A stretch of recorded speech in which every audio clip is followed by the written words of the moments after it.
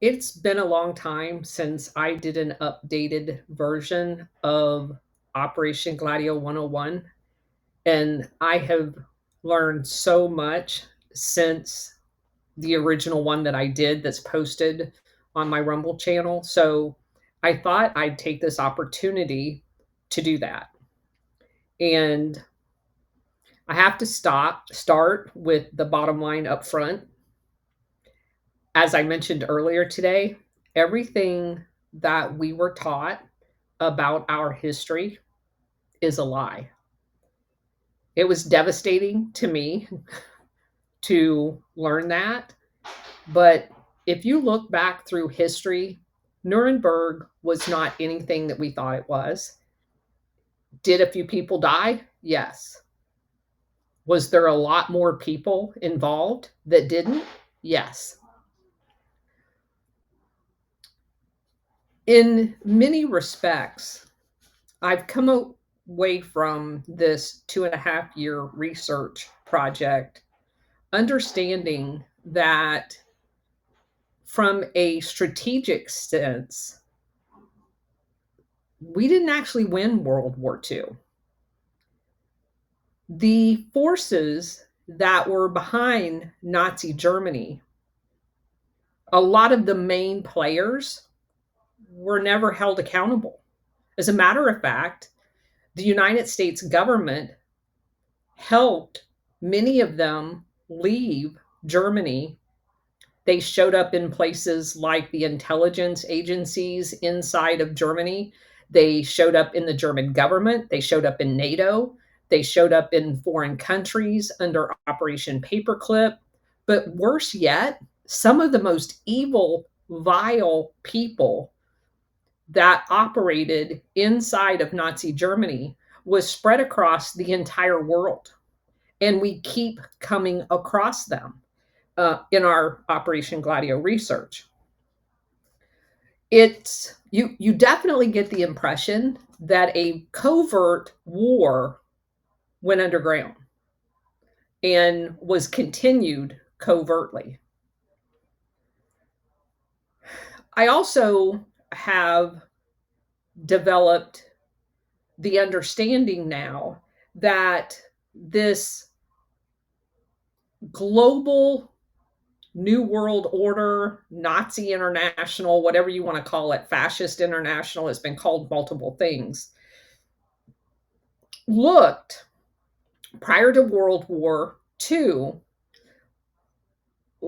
and I use the word oligarchs to represent bankers, industrial leaders like the Rockefellers, bankers like the Rothschilds, all of them. I refer to them, as you guys know, as the International Syndicate. They formed, prior to World War II, companies like the British East and West Indies, the Dutch East and West Indies. They manifested themselves as international companies across the globe. Prior to World War II, they had to use their own intelligence and their own paramilitary to go into countries to colonialize them. And obviously, this went on for hundreds of years. When World War II was over, there was this mass effort to take what had been intelligence functions in corporations and put them under governments. So around the world, you saw the Korean KCIA pop up. Japan had one. All of the countries in South America eventually have one. The CIA is born. The only one that existed prior to that was MI6. And each of these global intelligence apparatuses that were set up, like Mossad in Israel, all collaborated together on a bunch of different efforts, which we'll get into. So these international syndicate corporations basically took off of their balance sheet an expense for intelligence and put it on taxpayers. They also employed their own paramilitary to protect their assets in foreign countries. They took that piece and created the Department of Defense.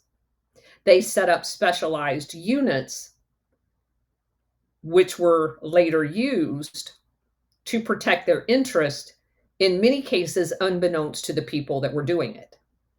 So they've taken two large segments of their expenses and put them on the taxpayers in all of the different countries.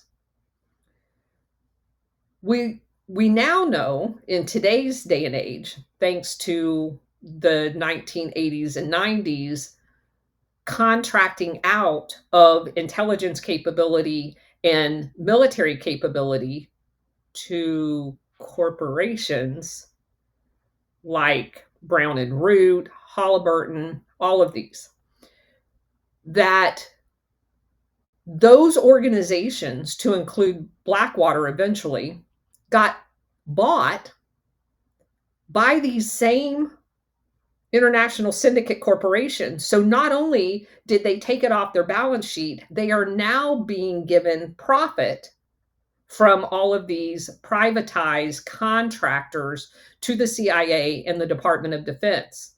So they're still doing their bidding, and they are now profiting off of our investment in intelligence capability and military capability. So you have to understand that power structure if you want to understand Operation Gladio. I just recently put all of those pieces together in my head. So back to the idea that there's this new world order. Some people refer to it as the Nazi world order, and appropriately so based on what I just said. But the New World Order, as we heard spoken by President George H.W. Bush Sr. in an address, didn't start with him. It actually started, as far as my research, and I've only went back to the late 1800s, with the Fabian Society. They had the idea, and Cynthia Chung's book does a very good job of depicting this history, if you're interested in looking at it. They had decided that it was very good to divide up the different sections geographically set up of the globe. They thought creating a Pan-America, a Pan-Europe, a Pan-British Empire. That was originally going to be in Europe, but they decided they didn't want to give up their empire. And Pan-Asia, eventually a Pan-Arabic Middle East segment, but notably missing was Pan-Africa. And they were very honest in saying that we're not going to have a Pan-Africa because that's going to be the slave colony for all of these others. They were rich in resources and labor, and these people were very racist, and they actually said that out loud in many of the papers and conversations that are quoted from their speeches. And by dividing these things up, they were going to create a virtual roundtable for decision making. And as you will find out in reading, the word business roundtable comes up a lot. And again, you can trace it back to their conversations. The EU is a good example of that, which was given birth almost immediately after World War II with the steel organization that was set up within Europe that kind of led them into creating the EU. In the trilogy that Anthony Sutton set up, explains some of the fundamental principles. they had decided that it was going to be necessary to create boogeymen. And by doing so, they could polarize people. They could use propaganda, psychological operations, which of course Tavistock is notorious for being the origins of much of what we see in psychological operations. That if you created communism, the Bolshevik Revolution, and Hitler, the fascist, we could convince people, even though they're both dictators and they both have total government control, that somehow they're polar opposites. So we're going to create this left and right paradigm where the Bolsheviks are going to be on the left and the fascists are going to be on the right. And that basically gave birth to this idea called the third way, where they will use those forces to push all of us into compliance and out of fear. Fear becomes their biggest manipulator. So you can create this left and right paradigm, and you see it play out in almost every aspect of life today. You don't want to be too far that way, and you don't want to be too far that way, because you're going to get labeled a communist or a fascist, and that's like the worst thing that could happen. That's manipulation. Anytime people use those words, you're being manipulated. And another name for that is the I always pronounce this wrong. Hegel, the Hegelian dialect, where you can create these two opposites and then synthesize people into the area that you want them to go. I also want to point out that they use basically three elements of power to do this. They use political by creating parties. They use economic by creating organizations like the IMF, the Bank of International Settlements, and the World Bank. Those all came to prominence after the World War I with the Bank of International Settlements, and then after World War II with the IMF and the World Bank.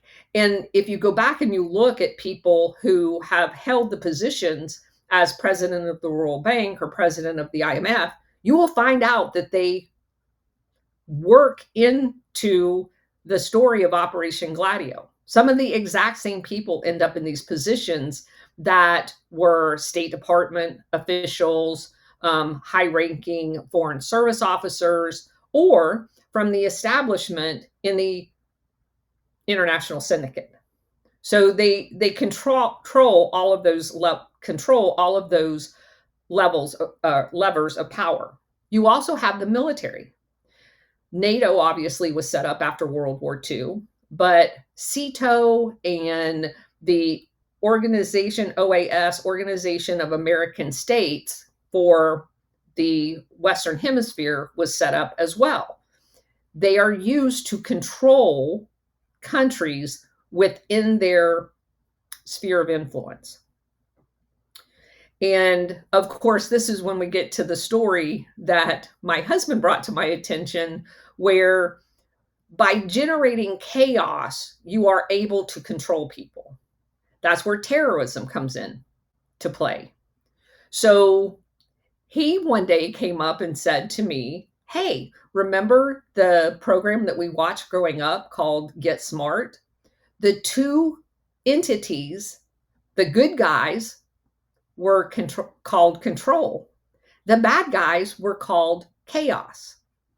So you create chaos so you can control people. And what we were supposed to get out of that is it's our job to get smart to these operations and not allow them to happen." Obviously, some of us fell short. Next, I want to point out that even before World War II was finished, there was a secret meeting that happened in Italy. It was called Operation Sunrise. That meeting had some very critical players long term. One of them was Major General at the time, Lyman Lemonsker. Another was Allen Dulles, who we know moves on to be the CIA director. The Nazi that they were meeting with, there was a couple of others there, was Karl Wolff. Wolff was intimately involved in the werewolf units, which were the original stay-behind units in World War II for Hitler. Also there was UK General Terence Airey. So UK was in it from the beginning. So this meeting's real purpose was to basically present to both the UK and the US that they had this extensive stay-behind unit organization that Hitler had set up, and Reinhard Gehlen, who was also a general in the SS, and Lieutenant Colonel Otto Skorzeny, a trainer for Gehlen, was intimately involved in setting up this intricate stay-behind unit throughout every country that the Nazis occupied. And as I pointed out many times, one of the prized segments of the stay-behind unit was planted in Ukraine. And Ledbed and Bandera, all of the people, Stetsko, that the current Nazis in Ukraine pay homage to, were those people that set up Operation Gladio style stay-behind units in Ukraine. And they still today use their Nazi symbolism as part of their organizations. The Azov Battalion, Right Sector, kind of grew up from that stay-behind unit concept. So they mapped out and basically sold, if you will, this network in exchange for their freedom. So it was arranged that General Wolff, even though he was intimately involved in some heinous crimes during World War II, was not going to Nuremberg.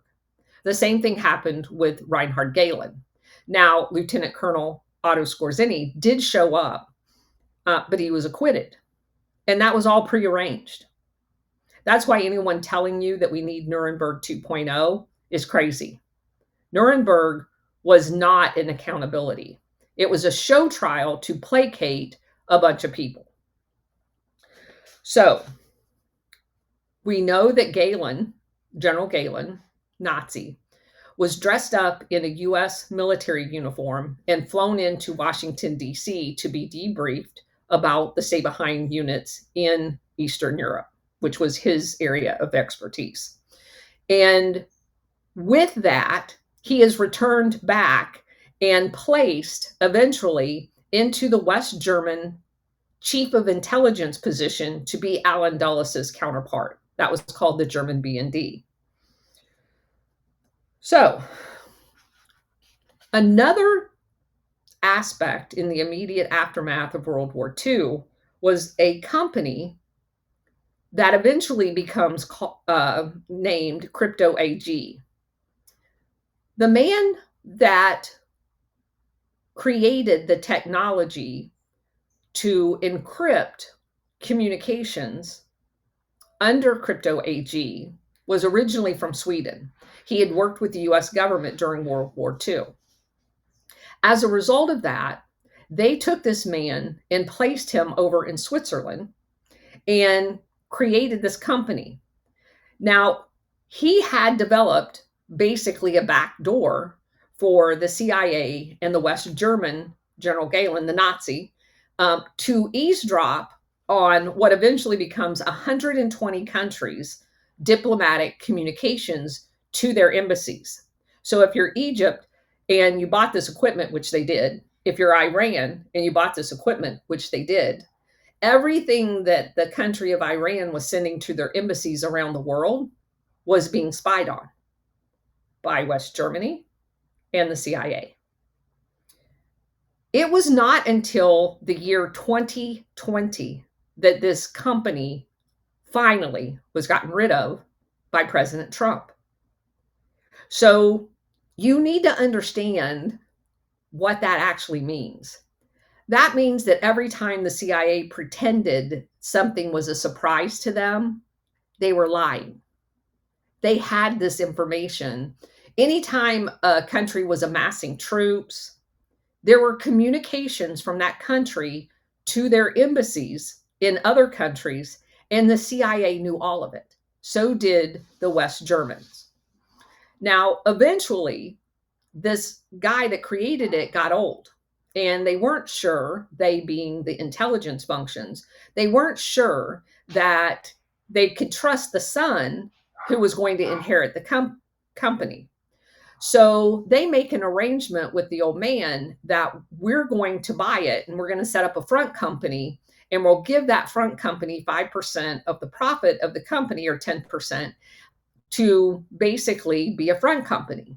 And the rest of the stock, because this was a functioning company, was divided 50-50 between German B&D and the CIA. So they're profiting from spying on people all around the world. And for those of you who are familiar with the Promise software, yes, it's basically the same thing, just for communications, where the Promise software was more about banking and all kinds of other things, tracing money laundering and stuff like that, all of which was stolen from Inslaw, the company, and used both by Mossad, because they got a backdoor version, and they created one, and the CIA created one, and then sold that software around the world so they could spy on anyone doing money laundering that they were not aware of. So this is not an exception to the rule on the way that they operate. As we have come to discover, and I'm not too embarrassed to say, that in all of my professional military education and academic education in civilian universities, I did not know that NATO was originally set up in Paris, France, but it was. Well, why isn't it still in Paris, France? Well, that's a very interesting story, and we'll get more into it later, but just to give you the Reader's Digest version, NATO ends up running Operation Gladio, all of the stay-behind networks. They did that under two entities, one called the ACC and the other called the CPC. And if you want more information on that, you can read Danielle Ganser's book, NATO's Secret Army, because he basically tells you all of the details of that. But part of their domestic terrorism program is apparently assassinating presidents, to include NATO presidents. And they tried to assassinate Charles de Gaulle over 20 times. He got so sick of having his car shot out, his tires shot out, trying to poison him, that he knew it was coming from NATO, that he kicks NATO out of the country. The guy that was in charge of NATO at the time, Lyman Lemonsker, the guy that was at that secret meeting with Alan Dulles, setting the entire thing up. And I should point out that Lyman Lemonsker was at that meeting because he was the chief of logistics for General Eisenhower at the end of World War II. And why is that important? Because logistics in the military is making sure all of the supplies get to where they're supposed to be.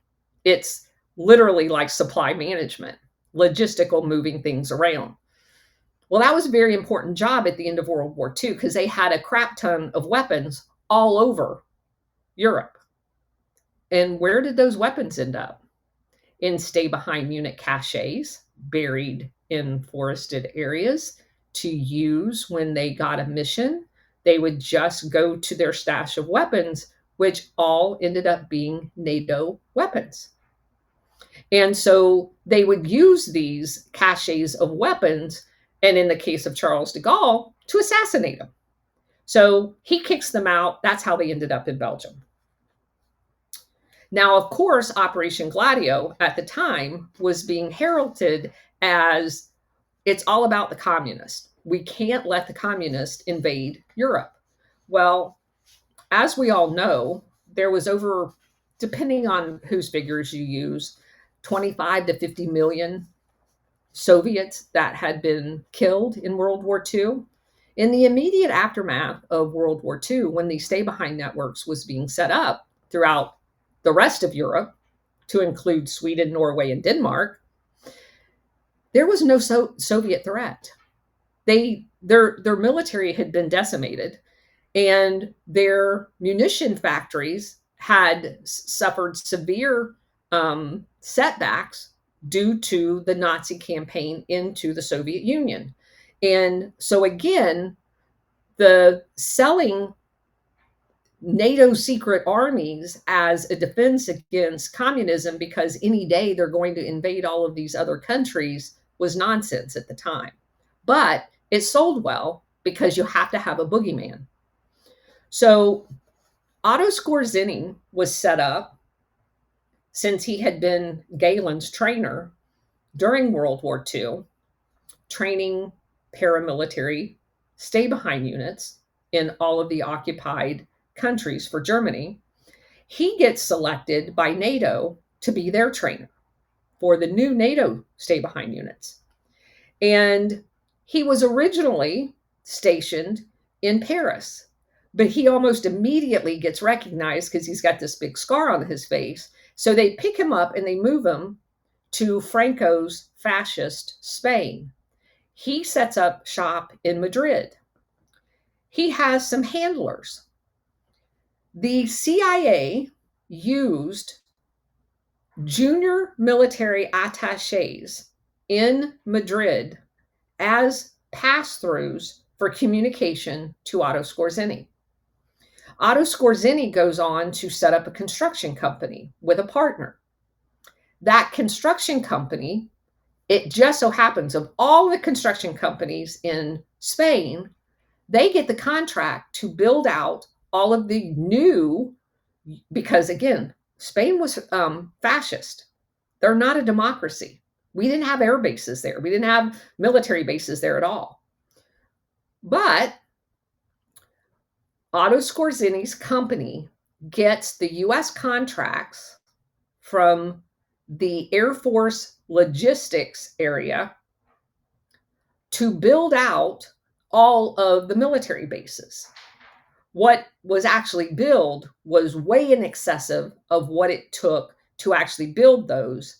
And it does appear that that difference in what it cost to actually build them and what Otto Skorzeny's contracts was for was a covert way of channeling funds to Otto Skorzeny under the guise of military construction. Now, that's not to say we didn't get bases. We did, but they were excessively expensive. So Otto Skorzeny's fat, dumb, and happy in Spain, and he sets up a whole bunch of what amounts to terrorist training camps on the border of Spain and France. And so all of the paramilitary stay-behind unit personnel are channeled through several different bases. Now, we've tracked those bases to the Canary Islands, to Sardinia, which is an island off the coast of Italy, and to Spain. So they specialized in different things. Like Sardinia was used primarily to teach people how to kidnap people. The Canary Islands did a lot of the underwater operations on how to conduct them, like boarding boats and that type of thing. The training camps in northern Spain was really the assassination piece of this, torturing people, that type of thing. So, what we also need to cover at this point is so that you can understand that most of what we've been told about our history is just simply not true. One of the major functions of the Marshall Plan post-World War II was actually funneling money to the stay-behind units creation because they didn't have another funding source at the time. So we're going to create this elaborate Marshall Plan, and we're going to use the European Recovery Program, along with another aspect of the Marshall Plan called the Special Procedures Group, that was administered through the Mutual Security Agency, which was part of the Marshall Plan. And we're going to covertly use those monies to pay for the equipment and the training of these stay-behind units. They used the money for weapons, radio gear, salaries, and each of the caches had explosives in them and a certain amount of gold so that they could operate independent of any infrastructure when they went on missions.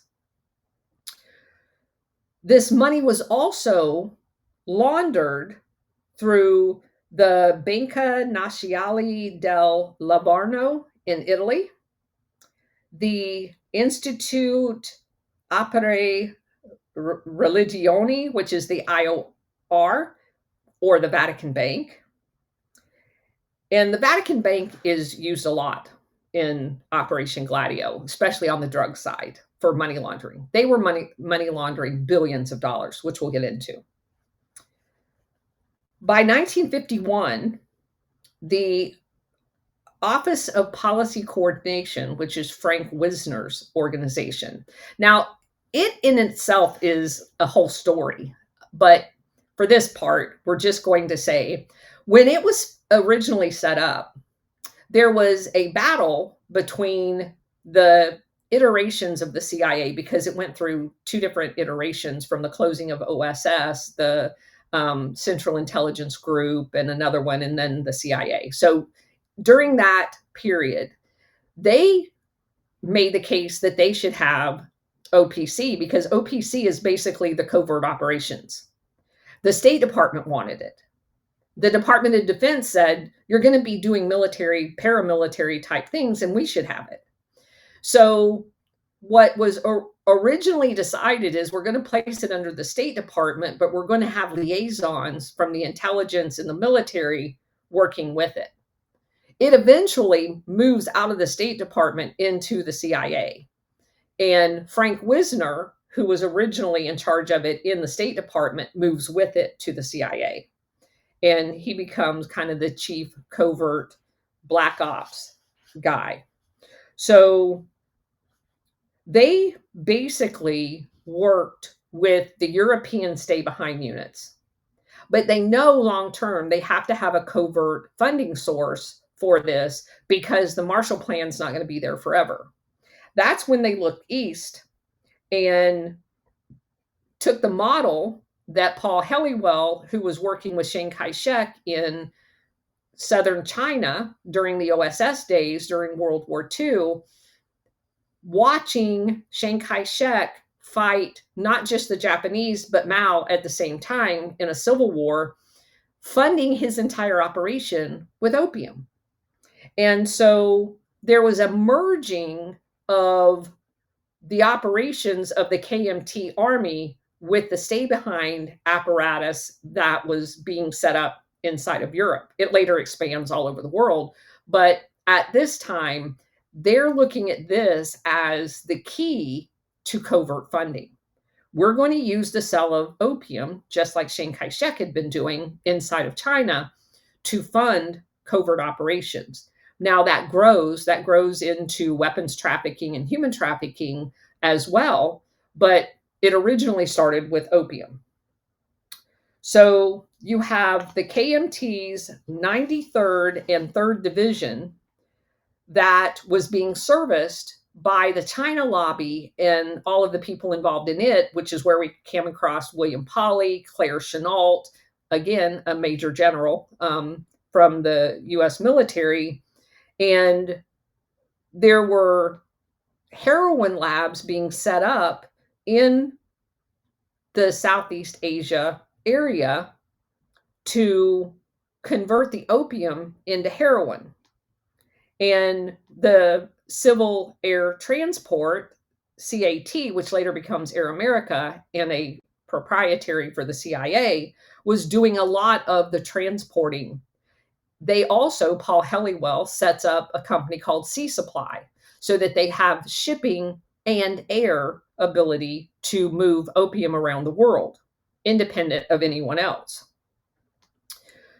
They use the Corsican mafia originally because they had a particular scientist there that had set up a lab that no one could replicate the number 4 quality heroin that this man was producing.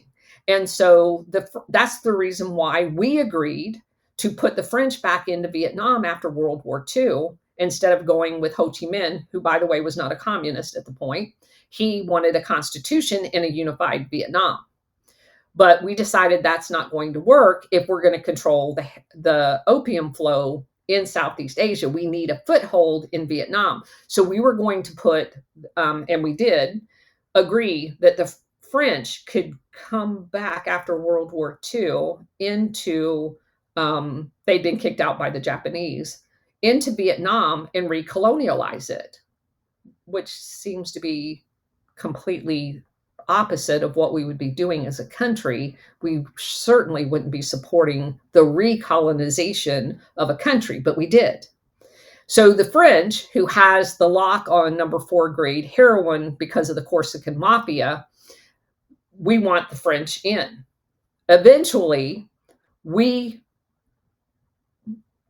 I won't say we aided, but there was a lot of shenanigans going on in Vietnam, which leads to the defeat of the French, and they're leaving. And of course, we came in immediately and took over that operation. And just as there was the wiping out of the Corsican mafia, once Sicily had gotten a chemist that had the same capabilities of generating number 4 heroin in Sicily, there was this sudden crackdown on the Corsican mafia, and they all got killed. So now the CIA monopolized the entire pipeline from Southeast Asia into the United States, using, of course, Cuba as a processing hub. So there you go. These proceeds end up being used for Southeast Asia. They primarily used the Nugent Hand Bank. It was just across the water in Australia. And you have Nugent, the lawyer turned banker, out of no apparent reason, like Helliwell was a lawyer who turned banker too with Castle Bank, and BCCI, which when we move these operations eventually lose Vietnam and we're moving them to Afghanistan, BCCI grows up and becomes the 7th largest bank in the entire world with 0 assets because they're a money laundering operation for this entire thing. So they create fake banks with real life people putting their money in there, which eventually all go bankrupt because they're designed to do that so that you can do away with the evidence. And Nugent Hands in Australia, BCCI, was originally a bank in Pakistan, and it's always advertised as a Pakistani bank, but it actually wasn't headquartered in Pakistan nor ran out of Pakistan. It was ran out of the city of London. And if I remember correctly, its charter was actually in Luxembourg, which is a notorious money laundering country because they have no banking regulations, basically. So this banking system, because by now it is such a multi-billion-dollar industry, they've far surpassed the Vatican's ability at the IOR, Vatican Bank, to money launder all the money, because it's like tens of billions, if not hundreds of billions of dollars that is being generated through weapons sales, drug sales, and human trafficking. So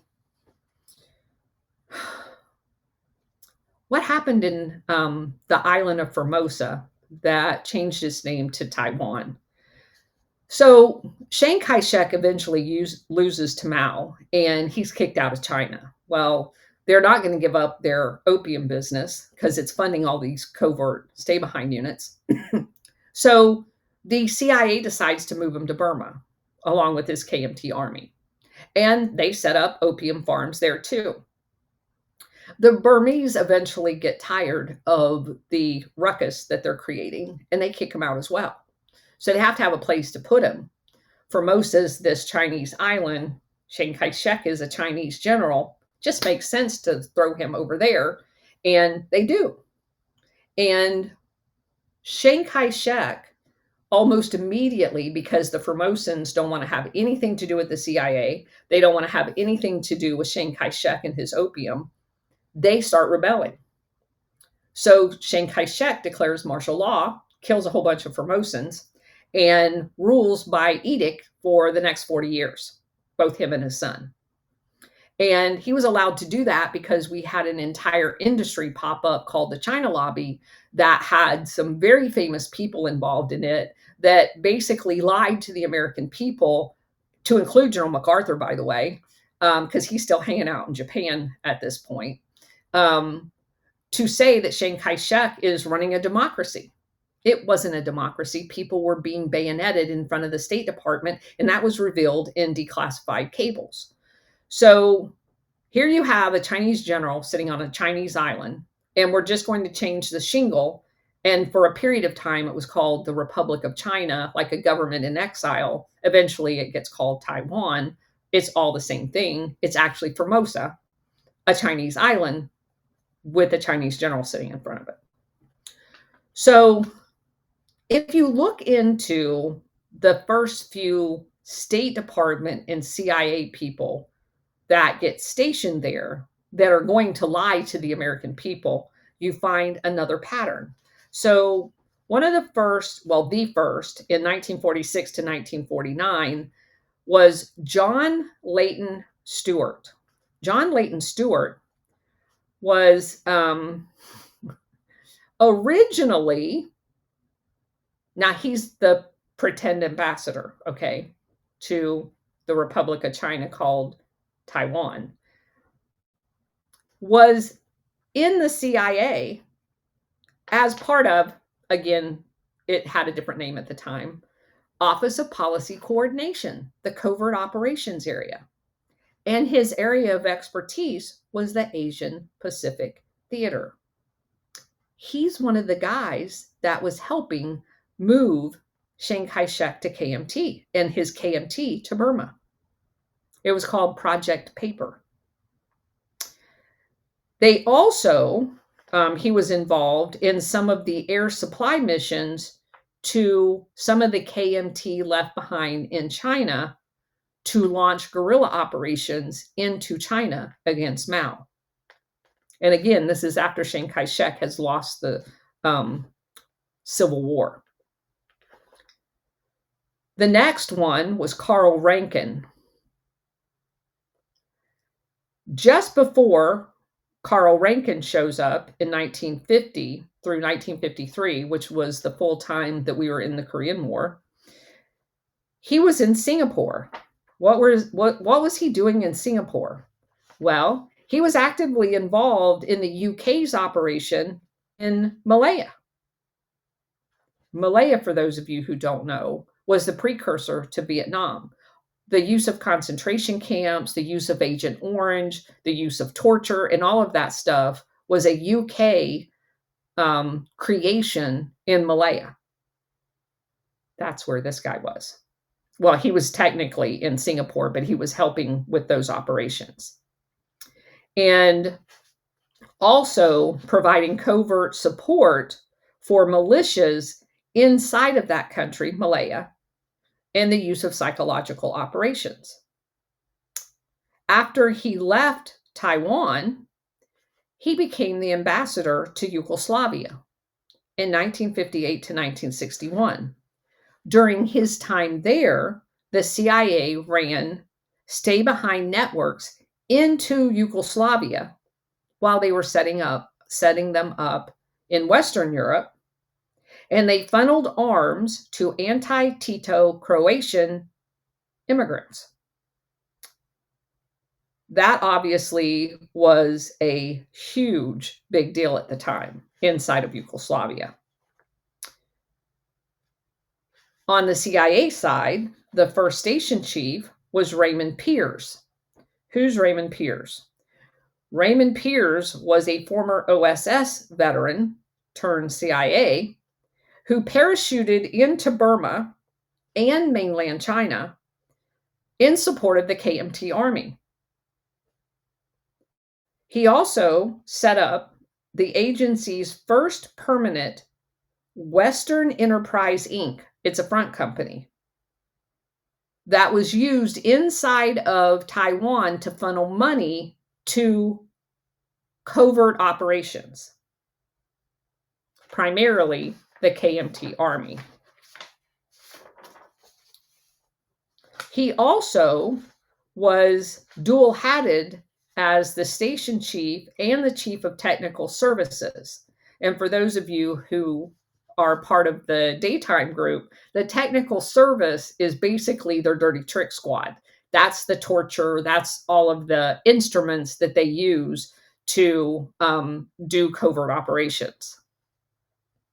He provided radios, opium-financed weapons, and SIGINT capability to the KMT Army. Next, from 53 to 55, was John Baron Jack Hart. He's an ex-OSS officer too. He was part of the Jedburghs that the British ran into Germany during World War II. He had been working for the Office of Policy Coordination, dirty tricks, in paramilitary operations in Hong Kong and Vietnam, helping the French. He moved to he moved the station headquarters to a new compound to co-locate the CIA agents with the U.S. military advisory group that was stationed in Taiwan, helping with the operations against mainland China. He also was the mastermind behind what was referred to as Operation Black Zen, Z-E-N, which was a clandestine sea and air supply route to Tibet. You know, back when we were aiding the Tibetans to rebel against mainland China by flying some of them to Denver and training them to be terrorists and then reinserting them into Tibet. Yeah, same operation. Next, in 1955 through 58, William Broe, B-R-O-E, who viewed Rankin, the original guy, as his mentor, was actively involved in the putting down of the resistant forces in Philippines after World War II, who wanted their independence from being a U.S. colony, and set up what was referred to as the Red Dragon, which was the logistic pipeline to ship weapons around all of Southeast Asia. He also expanded Taiwan's SIGINT capability under an operation called Cyclone that created listening posts all around China, and also coordinating setting up what was called Black Iron Mountain Psychological Warfare School to send the Asians to teach them how to conduct psychological operations. He also signed off on the first training of special forces from a newly built school outside of Taipei, turning Taiwan into the CIA's forward hub for future Indochina and Indonesia sabotage schemes. And of course, you can't leave Taiwan without talking about the Political Warfare Cadre Academy, which was founded in 1951 as soon as we set Chiang Kai-shek up in business on the island of Formosa, now called Taiwan. Its mission, as stated in their own literature, ideological warfare, psychological operations, counter subversion, run jointly by Chiang Cheng-kuo, which was the son of Chiang Kai-shek, with CIA advisors from the CIA station. It was designed to be a 3-year course plus 6 months training in special operations ran by the U.S. Military Advisory Group and the CIA's Technical Service Division. The curriculum included guerrilla tactics, stay-behind networks, propaganda, assassinations, narcotic finance logistics, taught by OSS, former OSS, and CIA instructors. And what's really interesting is where you see these people show up. One of the graduates, Lieutenant Colonel Lee Sing-ming, who graduated the political warfare cadre in 1956, shows up in Italy. Not kidding, Italy. He becomes a liaison to the P2 Masonic Lodge. That's the secret meeting place for all of Operation Gladio leadership to hide behind. He supplied Beretta submachine guns and C4 for the 1969 Piazza Fontana bombing. Major Chen Wen-ho was a 58 graduate, and he also did some duty in Rome. He was there from 1972 to 1975 training Norden Nuovo, New Order, cells in false flag bomb making. And for those of you who's followed me for a long time, you understand that New Order was one of the segments of Operation Gladio inside of Italy. They also, some of these political warfare graduates, show up in Latin America as part of Operation Condor. Lieutenant Colonel Hoseo Min Zen, a 1960 graduate, became an advisor to Pinochet and the DINA, which was their national police / intelligence / torture / disappearing people organization. He was there from 1974 to 1978. He ran Interrogation Center Villa Grimaldi and coordinated the cross-border hit teams that murdered ex-Chilean ambassador Orlando Ladier, who we know also had Cuban exiles working with them. Captain Sei Li Fu, who graduated in 1961, became a special advisor to Argentina's SIDE, which is their version of DINA. He handled communications from 1975 to 1976 and also was an advisor in assassination programs inside of Argentina.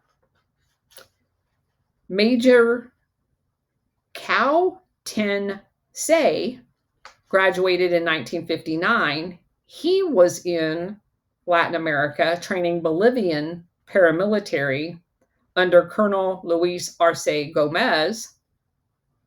He was also present at the 1980 cocaine coup, as it was referred to, that installed General Garcia Mesa.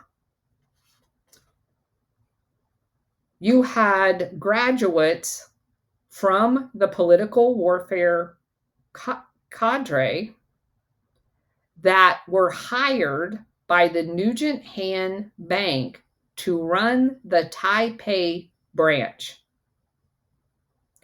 laundering heroin dollars from Burma and channeling them to Latin America juntas to buy weapons. Nice group of people. Now, obviously, in our work, we covered the School of America first because many of their graduates went on to the Political Warfare Cadre Academy. It's almost like a phase two. So I did a little bit of research on who those people were. Who were some of the people that went to School of Americas in Panama, Fort Benning, and then went on to the Political Warfare Cadre? Between 1966 and 1974, the U.S. Army School of Americas handpicked at least 6 Latin American officers to attend the Warfare Cadre Academy. Lieutenant Colonel Jose Martinez from Argentina graduated the School of Americas in 65 and went to the Political Warfare Cadre in 1967. He became the DINA operations chief as part of Operation Condor. Captain Hugo Barrera from Bolivia graduated the School of Americas in 66. 2 years later, he shows up in Taiwan, and he became Garcia Mesa's Interior Intelligence Chief. Major Manuel Contreras from Chile attended the School of Americas in 64. He graduated from the Political Warfare Cadre in 69, and he returned and created Pinochet's and became one of the first directors for Pinochet's DINA program. Again, they were largely responsible for all of the assassinations in Chile. Lieutenant Colonel Luis Arce Gomez from Bolivia went to School of America in 1967. He went on to Taiwan in 1970 and became a key planner in the 1980 cocaine coup. So you can see there's a huge overlap there. Captain Julio Cesar Fuentes, Argentina, School of America's graduate in 1969, went to the Political Warfare Cadre Academy in 72. He becomes the Argentina SIDE's Condor Communications Officer. Major Hugo Banzer Suarez from Bolivia graduated School of America in 1968, went to the Political Warfare Cadre Academy in 74. He became the future dictator who integrated Taiwan advisors into his counterinsurgency schools. So, there you go. Direct correlation. And if you research who today, because we don't technically recognize, we've got this one China policy and all that other crap. But if you look at the countries that today have official Taiwan relationships, almost all of them are in Latin America, and that's the reason why. Okay, so just a few overviews of the domestic terror that Operation Gladio was used for, because again, it was never used for fighting communism. It was 100% of the time used for domestic terrorism and international terrorism. In Italy, you have the 1969 Piazza Fontana bombing, 16 dead. In 1980, the Bologna train station blast killed 85 people, injured many more. Both of them carried out by the organization we just mentioned, Ordine Nuovo, which is New Order, as well as the Avanguardia Nazionale, which was orchestrated by the Italian military intelligence called the SID, as well as the P2 Masonic Lodge. And the whole purpose of those were to ensure people voted the right way, seeking bigger government, more protection, more safety. In Belgium, you had in the 1980s the Brabant supermarket massacres, leaving 28 dead, where the random shooter would show up and mow down women and children in supermarket grocery stores. Some of them actually went in and killed a bunch of people in the grocery store. A guy that was part of the planning of those was a Nazi by the name of Paul Latinus, Latinus. In France, you had the Service Action Civique, which is SAC.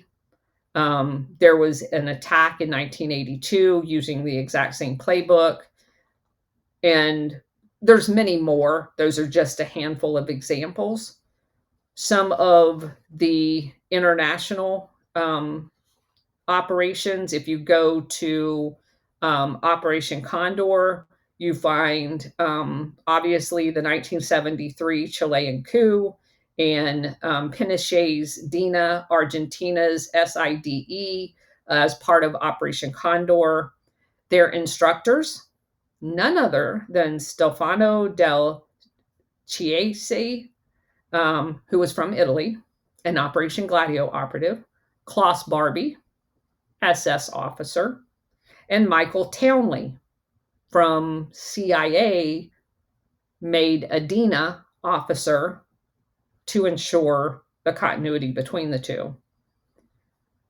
Condor's assassination squads that killed Orlando Lettier in DC, Carlos Prats in Buenos Aires, Bernardo Leighton in Rome, basically using Gladio weapons from their caches across the world. You had the Cuban exiles, which of course were our Gladio, that also assassinated diplomats from Chile in Mexico City in 1976. What's an interesting aspect of that one is they left Mexico City flying leased C-123s, which was ours, and later used, those exact aircraft were later used in the gun running to the Contras. So you can definitely see how all of these things operated together. So again, just to remind you, the NATO, Allied Clandestine Committee, ACC, and the Clandestine Planning Committee, CPC, ran these operations. So, very, very interesting. I did want to go back and talk a little bit about Lyman Lemetsker, one of my favorite evil operators in the story. And I mentioned to you about his involvement in the setting up, the secret meeting, Operation Sunrise, being Eisenhower's logistics chief. So all of that is intricate. But he shows up later in the story as the author of Operation Northwood, which if you read through that document, it is a Gladio operations document. It is talking about using Cuban exiles that were trained by the CIA in Miami, Florida, dressed up as Castro Cubans to commit terrorist attacks, bombing ships, flying drone aircraft into buildings. Where have I heard that before? Blowing up at least 4 major US cities with a series of bombs in order to make the story that Castro had done all of these bad things to justify a ground invasion of Cuba. Because again, in Operation Gladio, Cuba was kind of a linchpin in their operations. Most of the opium and heroin coming in from this operation transited Cuba. It was separated, cut with sugar, all kinds of different things, and then piped into the United States. The loss of Cuba with Castro there was catastrophic to them temporarily.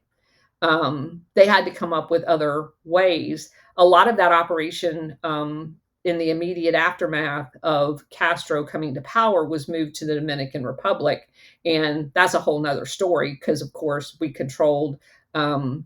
eventually install a dictator there as well. And you find a lot of the same operators transiting the Dominican Republic off and on throughout the follow on to moving that operation out of Cuba. It eventually goes to Panama and Colombia and several of the other countries in Latin America, to include actually growing it here, because we had much more control because we basically controlled those governments down there. But again, that's only one aspect of all of this. The major aspect of this, that's just a funding stream for Operation Gladio and terrorism. The major reason for destabilizing these areas is so that this international syndicate could go and privatize and buy up all the businesses and ensure that they had slave labor available to them to offshore our jobs to these foreign countries. And that was done on scale after the destabilization and the overthrow of Latin American countries. So timing is definitely important to that entire operation. So what happens after he drafts Operation Northwood? He presents it to Robert McNamara, who looks and kind of just shrugs his shoulder and says, hey, let's take that to JFK. And of course, JFK said, yeah, we're not killing Americans to justify a ground invasion of Cuba. Are you out of your mind? So he fires Lyman Lemonsker. But because of the Bay of Pigs, he didn't want to fire him, because the military already didn't like him. And so the leadership anyway. So he just moves him. He takes him out of the chairman of the Joint Chiefs of Staff and moves him over to NATO. Yeah, the same NATO in charge of Operation Gladio. So that's an indication to me that I don't believe JFK understood where this thing was being ran out of, because later we find out that there were OAS, which is part of the French Operation Gladio units, present the day JFK was killed in Dallas, Texas. So, and Lyman Lemonsker is in NATO while Charles de Gaulle is attempted assassination one after another. So Lyman Lemonsker is a critical linchpin in all of this. So moving on, we find, and why were there so many attacks on Charles de Gaulle? That's actually a very important piece of this puzzle, because these people wanted to leave Africa basically colonized, controlled completely by outside sources. And at the time, Algeria was fighting for their freedom from France. Charles de Gaulle was in favor of granting them their freedom. That created among their international syndicate members a lot of hate for Charles de Gaulle, because they did not want to give up any of the French colonies in Africa, not the international syndicate, because they were taking all of their resources. So JFK had communicated with Charles de Gaulle and was also very supportive of giving Algeria their freedom. And so there's a big operation that went on inside of Algeria, and Otto Skorzeny was in Algeria training paramilitary people to sabotage the operations of the freedom fighters in Algeria against the French forces. So he's training the French forces to sabotage these freedom fighters. And they were using the techniques of basically stay behinds, trying to recruit some of the, and primarily Muslim, operators behind the scenes to get them to turn on their fellow Algerians. And eventually, Algeria won their freedom, but a lot of bloodshed happened as a result of that. And Charles de Gaulle was hated by the international syndicate for giving them their freedom. And then, of course, we also found Otto Skorzeny in the Congo. He was in the area of Katanga, which, if you guys remember, Katanga was the primary area of the Congo. The Congo was a very large country. The primary area within the Congo where their uranium, gold, diamonds, and resources were was an area called Katanga. And when Lumumba got elected in their first election after being a colony of Belgium's for 350 years, Lumumba had control of the uranium. There was a concession that had been in existence with a mining company in Belgium. Lumumba and the Congo got pennies on the dollar. They were all uneducated. They had no health system at all. And Lumumba wanted that money for the Congo. He did not want to be paying somebody that had been stealing their money for the last 350 years, rightfully so. So he requested a meeting with Eisenhower and his vice president, Nixon. Both of them turned him down, but he comes to America anyway, and he meets with the Secretary of State. And he said, look, I'll give you all the uranium. I just want Belgium cut out of the deal. I want to deal directly with you. And I want to use that money for my agenda to make the Congo a viable country. I can't do it when I'm giving the majority of that concession money to the Belgians. And we basically told him, pound sand, go back home. We don't really care. So Lumumba dismisses all of the Belgium military.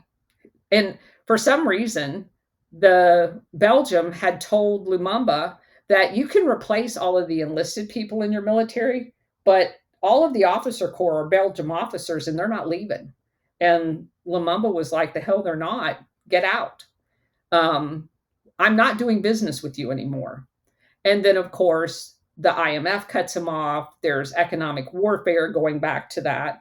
The CIA immediately starts recruiting the president, which was largely at that point a ceremonial position. The prime minister was in charge. And they co-opt him, Mobutu, and basically bribe him to fire, which he doesn't even have the authority, the prime minister. And then they kidnap Lumumba. And 3 days before JFK comes into office, with no foreknowledge that any of this was happening during the transition period, Eisenhower signs a finding to kill Lumumba.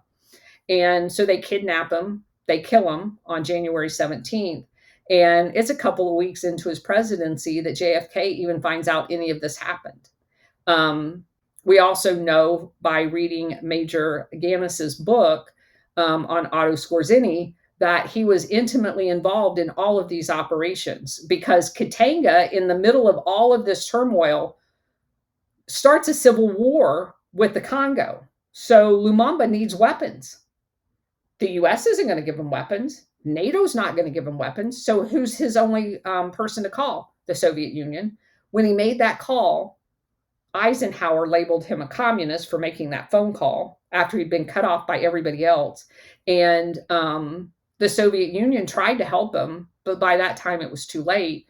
Katanga basically defeats the initial forces that show up, stick a flag in the ground and say, we're a new country. And who recognizes that? The United States, all of NATO. So we have this brand new country out of nowhere called Katanga, until, of course, Lumumba is done away with, and then Katanga eventually becomes part of the Congo again.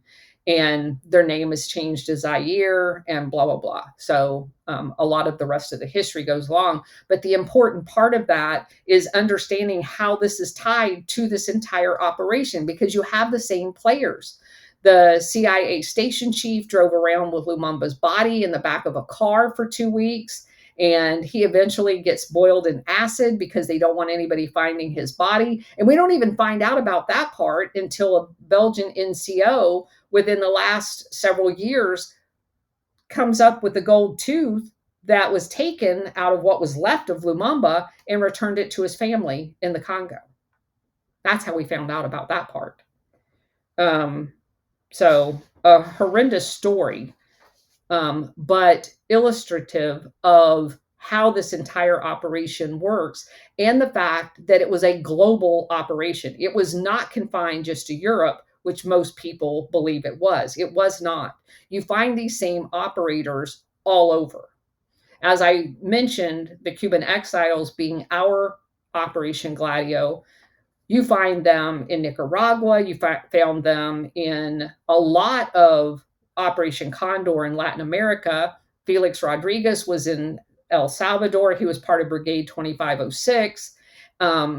He visited several countries down there, but basically all surrounding Nicaragua, because that was the Contra operation where we were trying to overthrow the Sandinistas in Nicaragua. And we were selling weapons via Israel to Iran. That's how you get to the Iran Contra. That involves all of this as well. Reagan had activities going on in Angola. Who shows up? The Cuban exiles. So it's all part of this global destabilization, put in the regime that you want to deal with, and extort all of their resources for the international syndicate. As we found out in the recent book, Hidden Terrors, the CIA was actually running an operation of performing HR functions for this international syndicate. One of the companies doing business in Uruguay would give the CIA desk chief, Philip Agee, a list of people to run through the CIA to see if they should hire him or not. So the CIA is literally working for these international oligarchs as an HR function. So we also have Paul Helliwell that shows up as part of this overall operation as well. Like, for example, his sea supply operations. He runs the Thai consul in Miami. So why would Thailand have a consulate office in Miami? Because they're running all the drugs. The CIA paid the National Police Force, which, by the way, was part of Office of Public Safety too. The USAID Office of Public Safety went into Taiwan and trained all their national police, as they did like 50 some other countries. And the national police chief was given $35 million to be able to have a blank check written to the CIA in every seaport and every airport to be able to go through customs in Thailand without anything being checked. So the drug shipments transited Thailand, and the guy who set up that operation with Sea Supply, with William Pauly, with the China lobby, and all of that in Southeast Asia is the Thai consulate guy in Miami. He is also the one that set up Castle Bank, and he is intimately involved in everything Cuban exile related for as long as he was alive in Miami, running these programs. So, again, You go back to that original wiring diagram of the wagon wheel, where you have drug trafficking, weapons trafficking, and human trafficking, all encompassing Operation Gladio, with blackmail as the grease that makes the wagon wheel turn. So these operations were allowed to run for decades without anyone knowing anything about them until 1990, because they had blackmail on everybody. You have, in 1990, on the 2nd of August, Prime Minister Andreotti in Italy go to the Senate and make an announcement that, yes, Operation Gladio exists. Yes, all these people were involved in it. And we promise, pinky swear, we're not going to do it anymore. And all of Europe was so outraged that he had basically, but at that point in Italy, it was beyond deniability. Lucio Galli, the P2 Grand Masonic Lodge guy, had a list of over 800 people. That list had been exposed. His daughter had it in a secret compartment in a suitcase. The suitcase was searched. The list was revealed. So they were beyond deniability at that point. So he had to, he tried to limit the amount of information, but he got so incensed a few months later, when all of the rest of the European NATO members denied they had anything to do with Operation Gladio, and that the stay behind networks, and that obviously it was just something that the Italians cooked up, that he came back in public in November with a list of the attendees at one of the NATO planning meetings the month before in October, and said, no, here's who attended for you, Germany. Here's who attended for you, England, Sweden, whoever it was that was in attendance. And he named names. At that point, it was undeniable. Operation Gladio was exposed in Europe. You heard almost nothing about it in the United States. And why is that? Because on the 2nd of August, 1990, the invasion of Kuwait by Iraq happened. The week before that, knowing that Andreotti was going to be making this announcement, someone in the State Department decided it was fine for April Gillespie to tell Saddam Hussein, hey, if in the next few days you want to invade Kuwait, no problem. We're not going to attack you. We don't really care. Because they had an ongoing oil issue going on. So he did. And he did so on the exact same day that Andreotti got up and announced Operation Gladio. And so for the next 6 months, especially here in the United States, we can't talk to the press about that. We're busy planning war. And so basically the next 6 months is the lead up to Desert Storm 1, and Gladio kind of conveniently got swept underneath the rug. Do I think there's a correlation? Most likely. Do I have any proof of it? No. But it's very coincidental that that happened on the exact same day. So I want to finish this up by talking about my number 2 favorite guy in this story, because it ties all of the pieces together. And that's William Polly. William Polly is representative of how the hive works, the go-between between business, the State Department, and the CIA. And there's very few people, although there are some, that tell that story better than William Polly. Because not only did William Polly work as an assistant secretary of state, he also was an ambassador. He was definitely CIA, and he was an executive. He owned the Curtiss aircraft franchise in Southeast Asia. He's the one that supplied all of the fighters to Chiang Kai-shek in the newly established Taiwan. He also helped procure funding for sea supply in order to give him his own navy as well. So he also, because he's a multimillionaire living where? Miami, of course. He co-founded the Flying Tigers, which turned into Civil Air Transport, which turned into Air America. Paul Helliwell was one of his best friends. And he also had a very large investment in Cuba. He owned the entire bus system in Cuba. He also owned several sugar plantations in Cuba. He was intimately involved in the mafia when they were in Cuba under Batista. Polly also worked on PB Success, which was the Guatemalan coup. And his involvement in that coup was with Tommy the Cork Corcoran. If you don't know who he is, definitely look him up. He is definitely worth the look.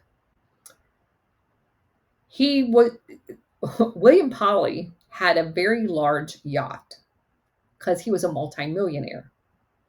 He used his yacht to pile in a bunch of CIA trained Cuban exiles to go attack Cuba. Sailed over there, dropped him off for them to launch an internal attack against Cuba. He also was a Pan Am executive. Now, Pan Am was used by the CIA routinely, and they had CIA agents embedded in their international operations because it provided one of the perfect covers for CIA agents to go anywhere. So it's not surprising that William Polly was an executive working for Pan Am as well. So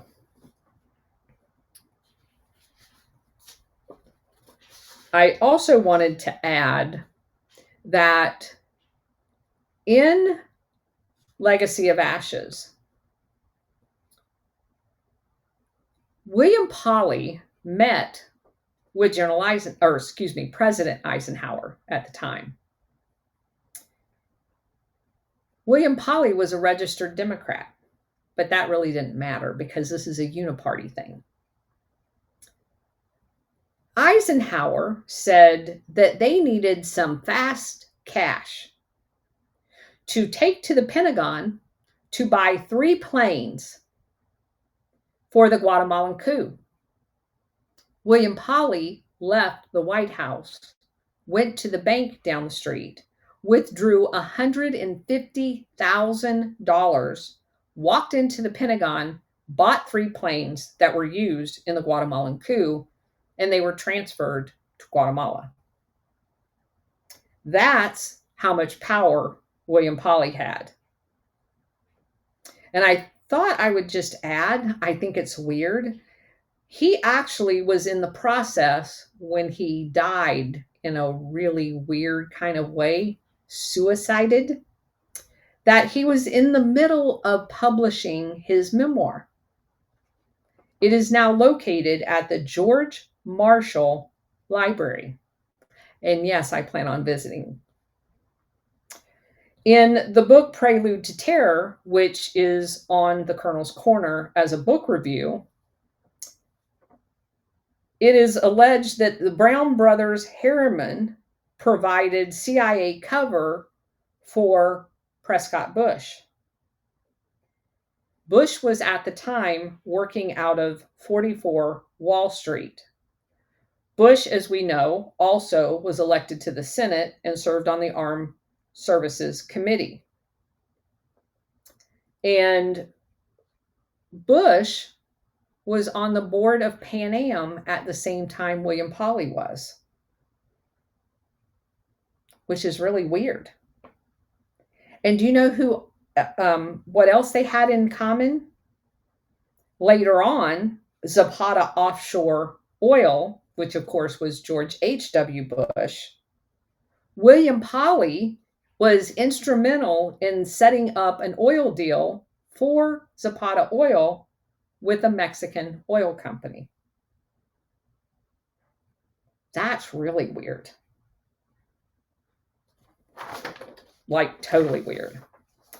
In the Great Heroin Coup book, which I've read, we've not done a review on it, Claire Chenault, a guy by the name of Will Auer, and William Polly, and E. Howard Hunt all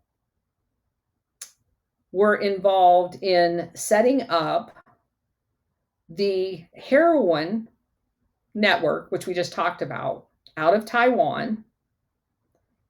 And they were all in some fashion involved in the Guatemalan coup.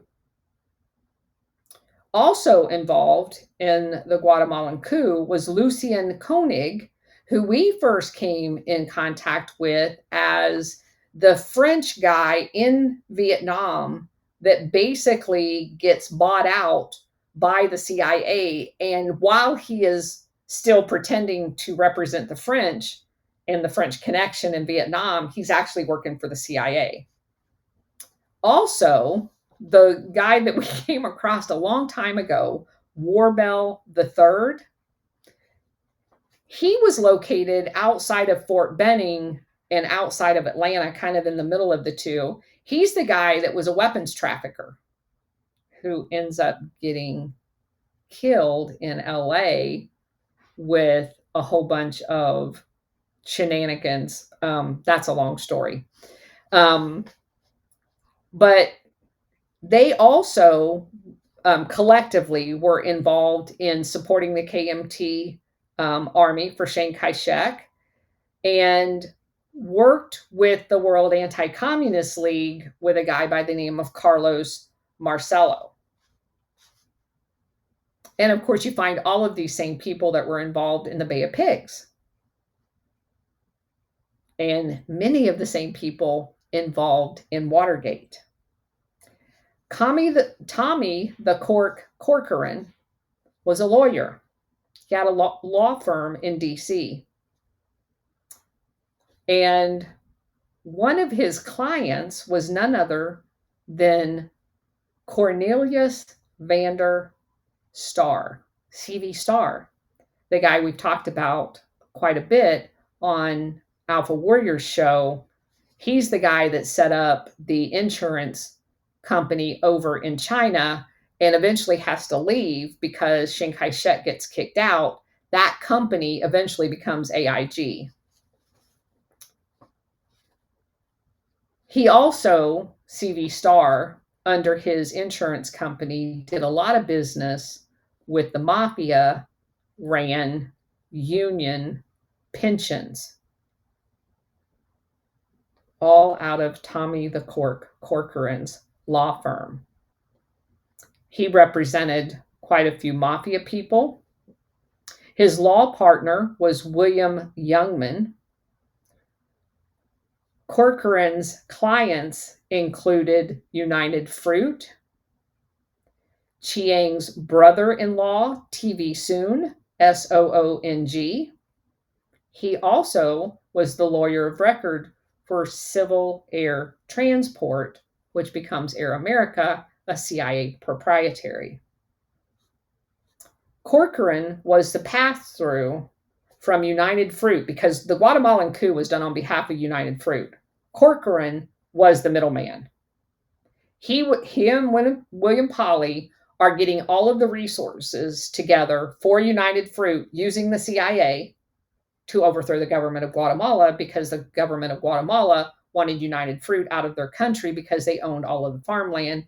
And the election was a mandate for the Guatemalan president to get United Fruit out of the country because they didn't believe, like we don't believe, that a foreign country ought to own their farmland.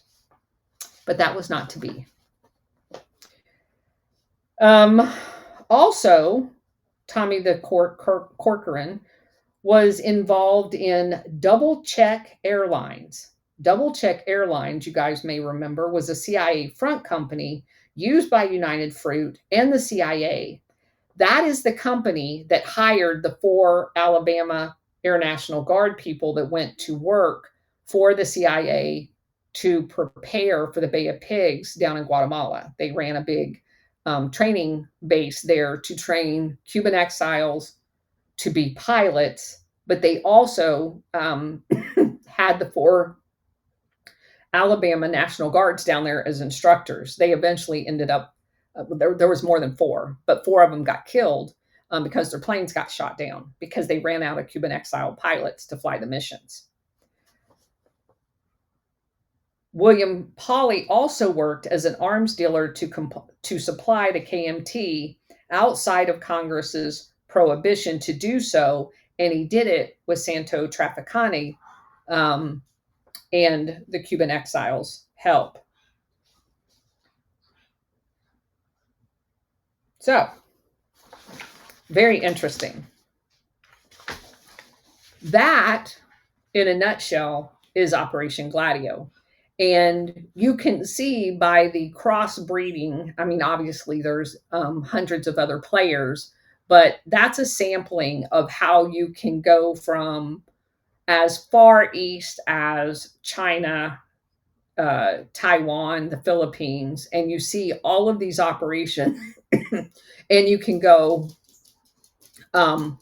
inside of America. You can go to the southern cone of South America. You can go to Africa. You can find these inside of Europe. You can find these operations all over the globe.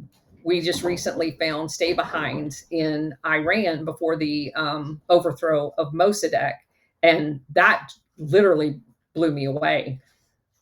The most troubling part of that one was the use of a local tribe in southern Iran.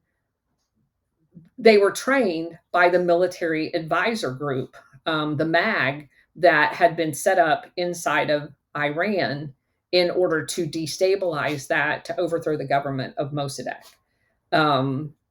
So if you dig, and 2 years later, I had never come across stay-behinds in Iran. I just stumbled across it. You can pretty much find them almost anywhere in this coup environment. At some point, you're going to uncover there were stay-behinds as part of this destabilization. And of course, more recently, as opposed to using stay-behinds, they use USAID and like literally taxpayer-funded people to go in and do destabilization under the auspices of USAID. We've covered the Office of Public Safety. There's just so many tentacles. But the good news in all of this is apparently quite a few people inside of the Trump administration knows about these operations and are going to the heart of the funding aspect of it, both with the narcotics trafficking. You see every day large capture of illicit drugs being recovered inside of the United States, the takedown of USAID, the takedown of the Dinastris mafia family in 2019 by the Trump administration. These mechanisms are being disassembled around the world, and all of us are going to be much better off as this operation unfolds. But I see almost on a daily basis a positive step forward in the dismantling of this network. And so hopefully that gives you a little bit better insight. It adds quite a bit more information than I had the first time I did a Gladio 101. And I'm glad everybody's here participating in it. I'm seeing all of your comments. Thank you guys again for being here. Please share this, give a thumbs up. And if someone is genuinely interested in knowing what Operation Gladio is, please use this as a reference for them to be able to understand the scope of what has gone on around the world in our name. Because these operations have not made us safer. it has actually put more Americans at risk when these operations, because they're not done invisible to the people in the countries. These countries all know when the CIA shows up. They all know when the Office of Public Safety showed up. They saw firsthand the CIA's involvement in election meddling around the world, just as we saw it in 2016 and in 2020. This has been a very visible program around the world. It was not, although they tried to do it stealthily, it was not stealthily done because people died, people were tortured, and they're very aware of the government organizations in America that's behind it. And a lot of people will never trust Americans again because they had family members adversely affected by these programs. And they find it impossible that we don't know. And I've talked to some of them. How could you not know your government was doing this? Again, I can tell you, I spent 30 years in the military. I had no idea that the military was involved. I had no idea that the State Department was involved. It is completely possible here because there has been a monopoly on the control of information. That didn't just happen. It is not just Democrats that did it. It was Republicans and Democrats that has done that and been involved in all of this. And so I just ask you to share this liberally with all of your friends and family so that everyone can understand, because I do think you, and I'm not saying people shouldn't travel overseas, but you need to be aware of this and take necessary precautions, because family members, I've read several books where people are, they just out and out say, I've read newspaper articles that they will never forgive America for the pain and agony that has been inflicted on so many people around the world. So that's it. Thanks for being here. Take care.